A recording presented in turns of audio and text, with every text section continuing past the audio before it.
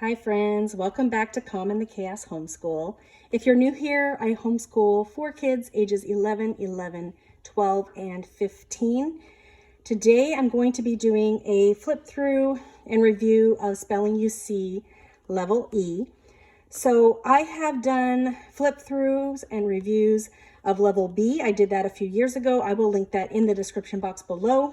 Today I'm also putting up a flip through and review of Level C, if you would like to see what that looks like and what our experiences with that have been with my son who is using it right now.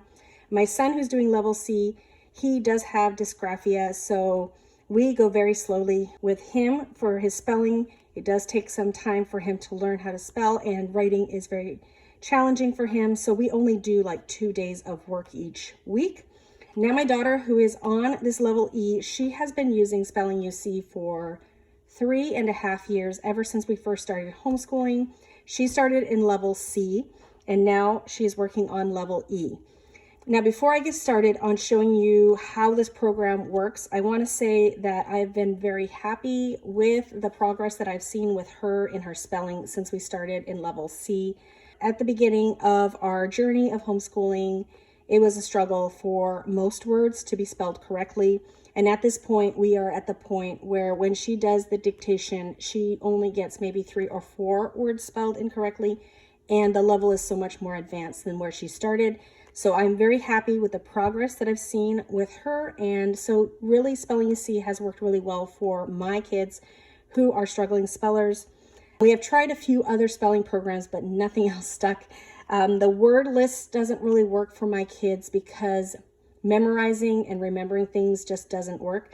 Spelling rules does not really work with my kids because once again, you're memorizing rules and that just confuses them. So the Spelling UC program has really worked the best so far for my kids who just have a harder time remembering spelling rules and things like that. So when you buy the package, you can usually get a package that will include the Instructor Handbook, and at this level I would suggest you get the handbook. I'll tell you why in a bit. You would get 2 student workbooks. There is part 1 and part 2. This is a 36-week program with 5 lessons a week. So you get a lot when you get the spelling program. And we definitely we have never been able to do 5 lessons a week. So some people who use Spelling UC, they will do all 5 lessons a week. Some people only have 4 days a week of homeschool, so they usually will do the day 1, which is A, B, C, and then they'll skip D and maybe do E if they're only doing a 4-day week and they want to complete the whole curriculum in a year. We, on the other hand, we just take our time. We just finish the levels as we finish them. I have stopped trying to get my kids through a level a year.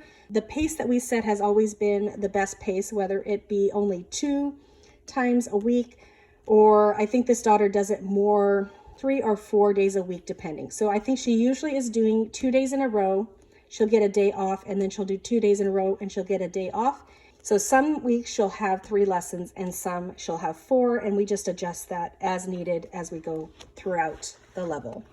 Okay, so for this one, I'm not going to show you the very beginning because I'm just not going to show my child's work, but we are going to start off with what it looks like at week 10. That's funny, both my son and my daughter happen to be at the same week in the 2 different levels. I'm actually going to show you really quickly. I'm just going to cover up her writing here. I'm going to do a quick look here at just week 1 and what they are expected to do because it is quite different from week 10. So week 1, they are going to be only looking for vowel chunks. So it's just one kind of chunking that they're expected to do, and that is vowel chunks. So as you can see here, she goes through and she finds all of the vowel chunks and shades them in. So now we're going to skip over to week 10. Now that we're on week 10, I'm going to sort of go through the lesson a little bit more. So it says, read the story to your student. I don't do that at this point. She is in 8th grade. She does not need me to read to her. Read it together slowly. Have the student look carefully at each word as you read. 3, together mark the vowel chunks, consonant chunks, and bossy R chunks. Be sure to use the correct color for each letter pattern. So what I didn't mention is the package. Usually if you get the full package, it'll come with 10 erasable colored pencils, and you only use 5 of the colors for chunking. But this week she is expected to find all the bossy R chunks for purple, so A-R, E-R, I-R, O-R, and U-R, the vowel chunks, which she shades in yellow, and the consonant chunks, which she shades in blue. And then she copies what it says here. So it's just copy work for this page here. And then it does say chunk the story. I don't think we do that. Yeah, we don't chunk the story, but that would be good practice to go ahead and chunk the story as well. We've just never done that, so just haven't done that. All right, so day 2 would be the same. You would do the same thing, you would chunk the same things, and she might be writing something different because you're not writing the whole passage on that first day. So it looks like they get to in Buffalo Bill's Wild West show, which is right here. And then the next day she's writing the rest of the story, the rest of the paragraph here. So you're not writing the whole paragraph each day either. Day 3, chunking the same things and writing the first part of the paragraph. Day 4, chunking the same things, and then they want you to write the whole thing. What I will normally do is I will go and I will underline the last part. So she's doing the last part on this day. So she's not writing the whole thing. And then finally, day 5, and that is the one that a lot of people will skip if they want to skip a day. They skip day 4. Day 5 is sort of like the test or dictation.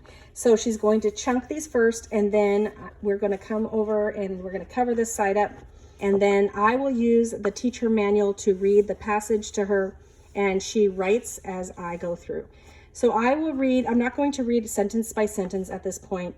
I'm still reading chunks of sentences, and I make the chunks longer and longer as my kids become more capable of holding those chunks in their minds. So for her, I might say, Annie Oakley, and wait for her to write that, was skilled with a rifle.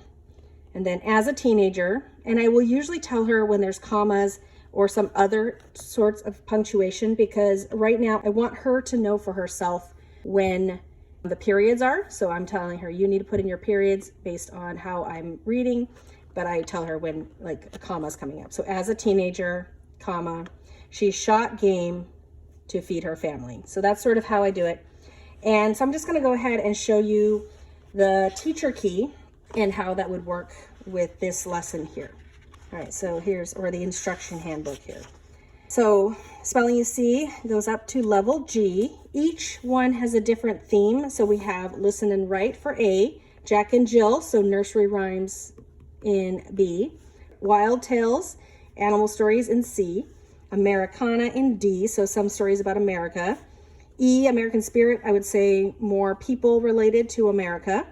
And then F is ancient achievements, so medieval times. And then modern milestones, more modern history. So it kind of goes along with some fun things for the kids, and then it goes a bit along with history as you go along.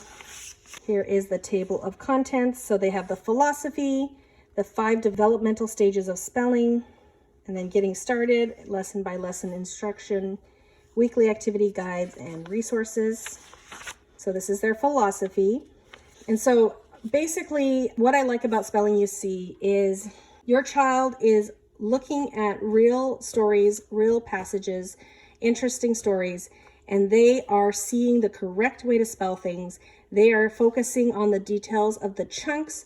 They are then copying it for themselves. So it's kind of a Charlotte Mason style of learning.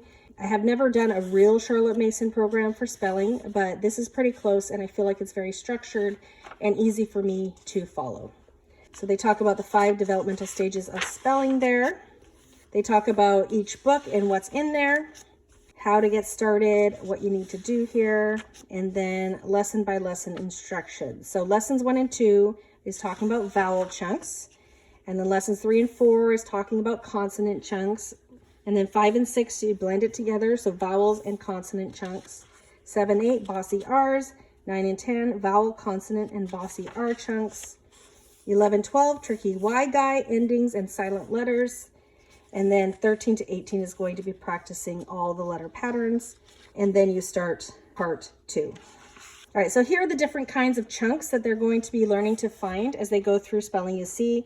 We have vowel chunks, so all of these vowel chunks, they're going to be learning to find those in a passage. They have the consonant chunks, so common consonant chunks for them to learn. We have the bossy R's, so A, R, E, R, I, R, O, R, and U, R.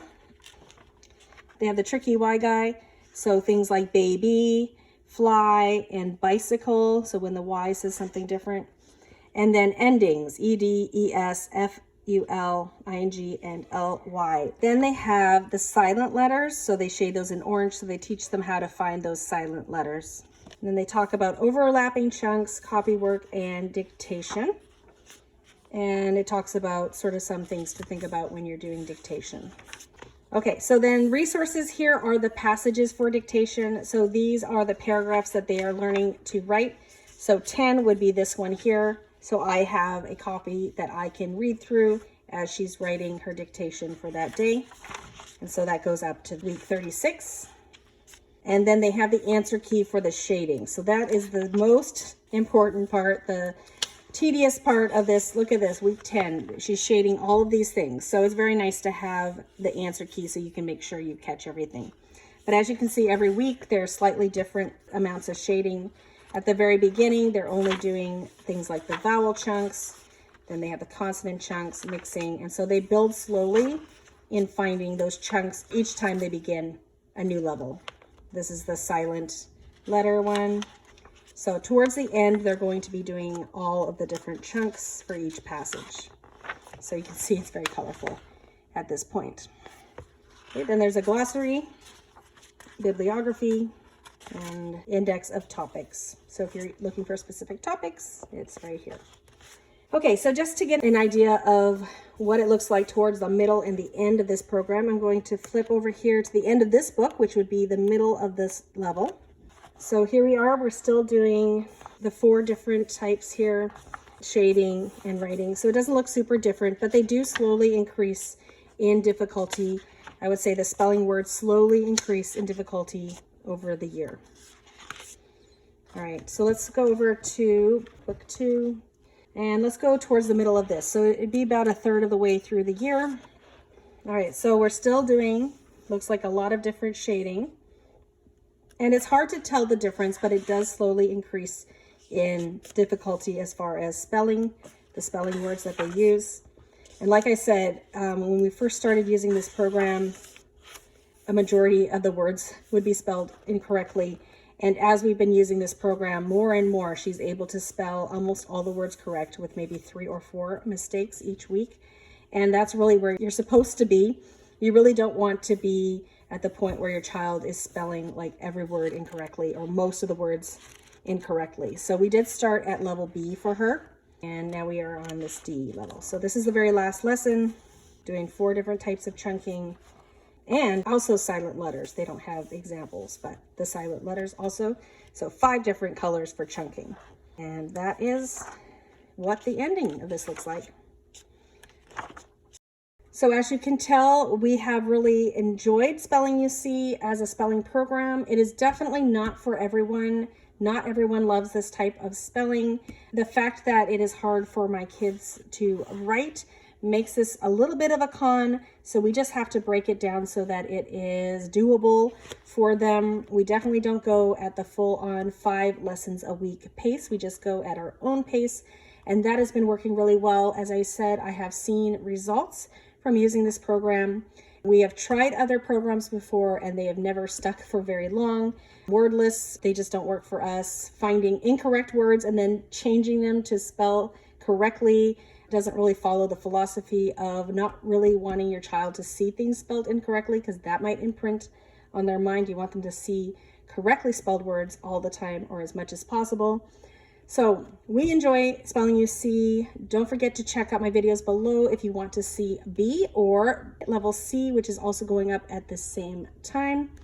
If you like videos like this, if you like curriculum reviews, flip throughs, how to homeschool tips and tricks and things like that, don't forget to give me a like and subscribe and hit the bell notification so you're notified of future videos. Thanks so much for coming today, and I hope to see you all in a future video. Bye everyone.